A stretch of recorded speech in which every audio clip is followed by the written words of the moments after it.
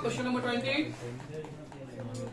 ये क्वेश्चन मेरे हिसाब से शायद हम एग्जैक्ट ईयर नहीं आता हमको, लेकिन 16, 17, 18 3 साल में किसी में 17 में 18 में ऐसे में किसी में यही सेम क्वेश्चन आया था। सेम क्वेश्चन, एग्जैक्ट ईयर याद नहीं है कि 16 में था ना 17 में ना 18 में, लेकिन सेम एग्जैक्ट आया 20 नंबर क्वेश्चन, यही पैटर्न था। तो सबसे पहला बात ध्यान से समझिए, इसमें हम लोग स्टार्टिंग में ही बोल दिया है, ऊपर का हेडिंग में ही बोल दिया है कि आपको क्लोजिंग स्टॉक का वैल्यूएशन करना है।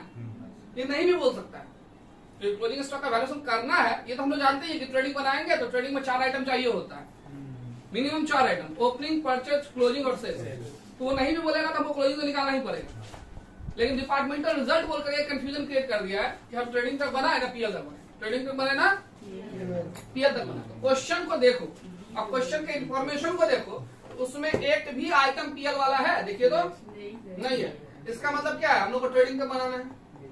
Clear line? आप लोग ट्रेडिंग इतना बड़ा फॉर्मेट रेडी कर लो कोई। तो हम लोग जो क्वेश्चन अभी सॉल्व करेंगे वो क्वेश्चन नंबर 20 है। हर एक पैटर्न का क्वेश्चन है, 20 करेंगे मतलब 21 सेम आप लोगों को करना है। ठीक है, सेम टू सेम चलेगा। 20 नंबर क्वेश्चन में जो मेरे पास अवेलेबल आइटम है, जो मेरे पास अवेलेबल आइटम, जैसे क्वेश्चन नंबर 20 को एक बार पढ़े। क्वेश्चन है क्या, A limited has 3 department X Y and Z from the following particulars given by A limited compute. Number A point में बोला है कि क्लोजिंग स्टॉक का वैल्यूएशन करो, और नंबर बी पॉइंट में बोला है कि डिपार्टमेंटल रिजल्ट को बताओ। इन्फॉर्मेशन में दिया हुआ है एक एक करके, स्टॉक है, परचेज है, एक्चुअल सेल है। एक्चुअल सेल, यहाँ पे एक्चुअल सेल का मीनिंग है इसलिए एक्चुअल सेल पर फोकस किए हैं। देखो नीचे चलते हैं, जीपी रेट दिया हुआ है और जीपी रेट में फिर एक वर्ड लगा दिया नॉर्मल सेलिंग प्राइस, है ना। ऐसा क्यों, इसका इन्फॉर्मेशन नीचे देखो। बोला during the year certain items were sold at a discount given below and these discount were reflected in the value of sales stated above। बोला इसमें कुछ ऐसा सेल हुआ है जिसको जितना में सेल होना चाहिए था, जितना में सेल होना चाहिए था उतना में वो सेल नहीं हुआ है, कुछ डिस्काउंट में सेल हुआ है। हाँ, कुछ डिस्काउंट में सेल हुआ है।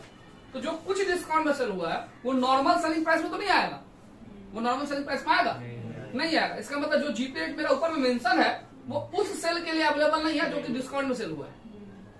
बात समझ में आया? इसलिए ऊपर बोला एक्चुअल सेल। एक्चुअल सेल का मतलब होता है जो मेरा नॉर्मल सेल हुआ वो भी है, जो नॉर्मल सेल से कम हुआ वो भी, दोनों मिलाकर के एक्चुअल सेल। बात समझ में आया?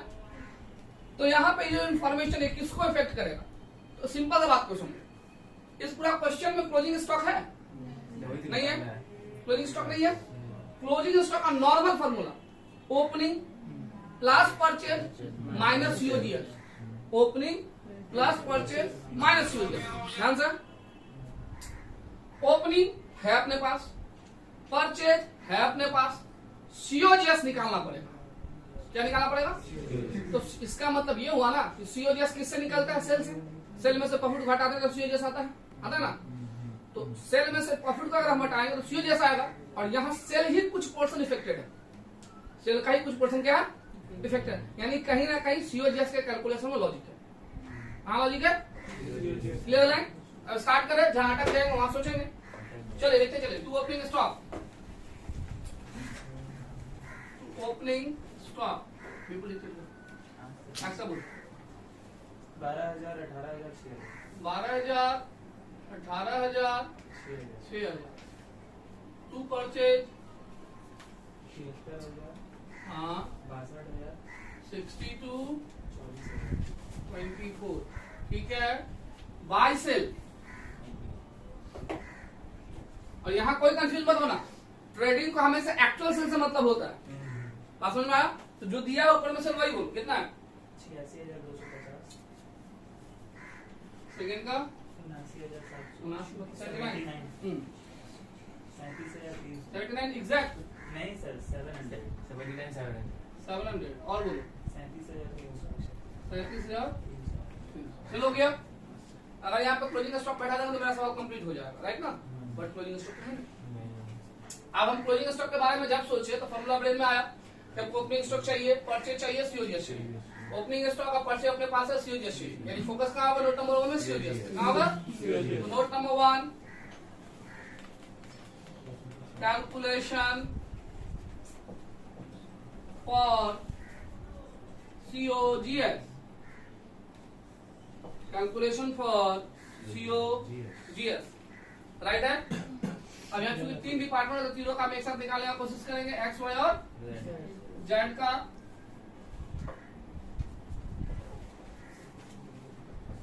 ठीक है, एक्चुअल सेल जो मैंने लिया है COGS सेल से निकलेगा, तो पहले तो सेल को ठीक करना पड़ेगा, तो सेल में ही गड़बड़ है। एक्चुअल सेल जो मेरा है ये 86 फर्स्ट का है 86250, सेकंड का 79700 और थर्ड का 37,300। कोई दिक्कत है ना? अब देखो इस सेल को, एक्चुअल सेल का मतलब तो ये हुआ ना कि जिस कैटेगरी में सेल हुआ उस कैटेगरी का सेल को बोल दिया एक्चुअल सेल, लेकिन जीपी किसका दिया हुआ है? सर जीपी नॉर्मल सेल, पहले तो उसको नॉर्मल में बदलना पड़ेगा तभी जीपी रेट अप्लाई होगा। तो नॉर्मल का मतलब क्या हुआ, ध्यान से समझो। नॉर्मल माइनस कर देंगे, एबनॉर्मल माइनस नहीं करेंगे, ध्यान से देखो। मेरा नीचे का जो इन्फॉर्मेशन है डिपार्टमेंट एक्स के लिए बताया गया है कि एक्चुअल में जिस प्राइस को 5,000 में बिकना चाहिए था, कितना में बिकना चाहिए था? नॉर्मल सेलिंग प्राइस जिसका 5,000 रुपया था, 5,000 रुपीज था, उसको वो सेल कितना में किया? कितना कम में सेल किया है? 1250 में। इसका मतलब अगर 1250 हम ऐड कर दे तो ये एक्चुअल से नॉर्मल बन जाएगा। एक्चुअल से नॉर्मल बन जाएगा कि नहीं बन जाएगा? एक्चुअल और नॉर्मल का डिफरेंस कितना का हो रहा है? 1250 का। अगर हम इसमें 1250 को ऐड कर दें, ये जो एक्चुअल है ये नॉर्मल बन जाएगा कि नहीं बन जाएगा? समझ रहे हम क्या बोलने की कोशिश कर रहे हैं? जिस सामान को 5,000 में बिकना चाहिए था, नॉर्मली उसको कितना में बेचना चाहिए था? वो कितना बेच दिया? तो कितना कम में बेच दिया? इसका मतलब अगर 1250 हम, इसमें तो 3,750 इंक्लूड है ना, एक्चुअल से है ना ये, तो इसमें अगर हम 1250 और ऐड कर दे तो ये नॉर्मल हो जाएगा कि नहीं हो जाएगा? है ना?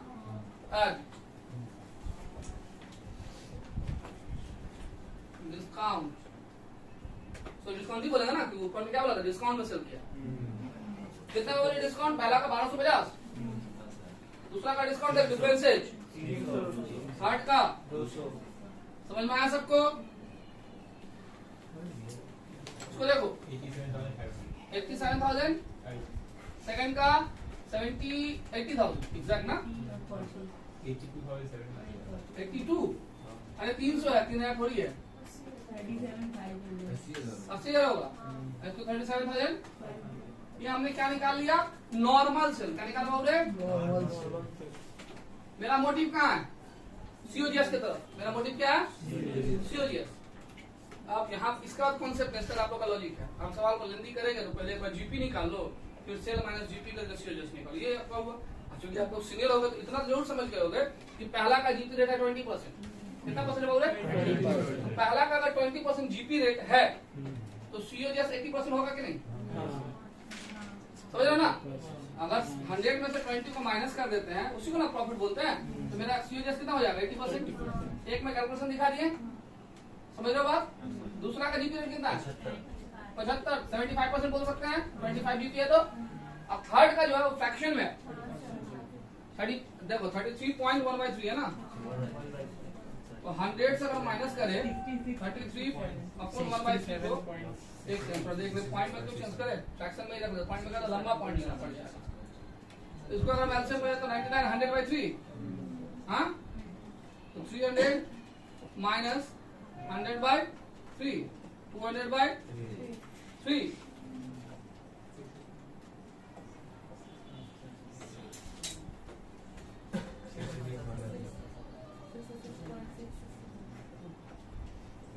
(66 upon 2/3) या 66.67 है ना? एक ही बात है ना? इसका हो गया 66.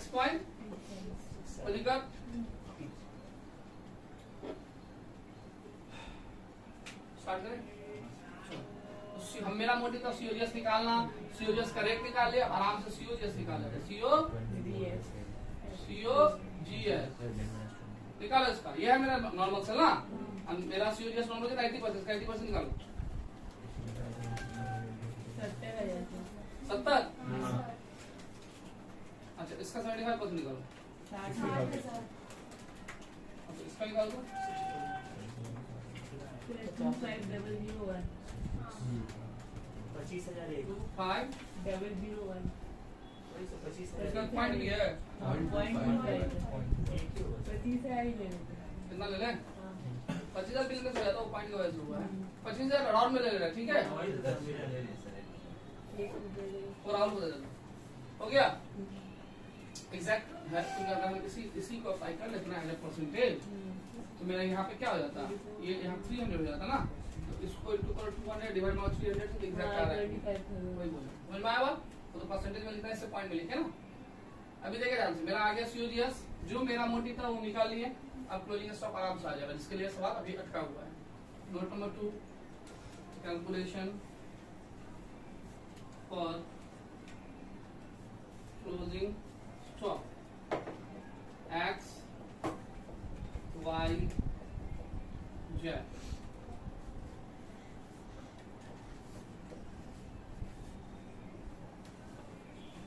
ओपनिंग स्टॉक पहला का है 12,000, दूसरा का है 18,000 और तीसरा का है 6,000। ऐड पर, ये तो फॉर्मूला है ना।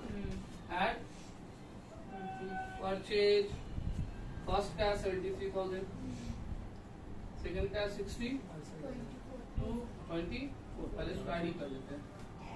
85,000 फर्स्ट का, ठीक होता है 80,000 सेकंड का, स्क्वायर करो तो 30,000 ना, लेस COGS कितना जाता है 70,000, 60,000 और 25,000, ये ना। इसका हो गया 15,000, इसका हो गया आपका 10,000, नहीं सॉरी 20,000 ना, और इसका हो गया क्लोजिंग स्टॉक आ गया। हटा दो बाय क्लोजिंग स्टॉक 15, 20, 5 20,000 क्लोज।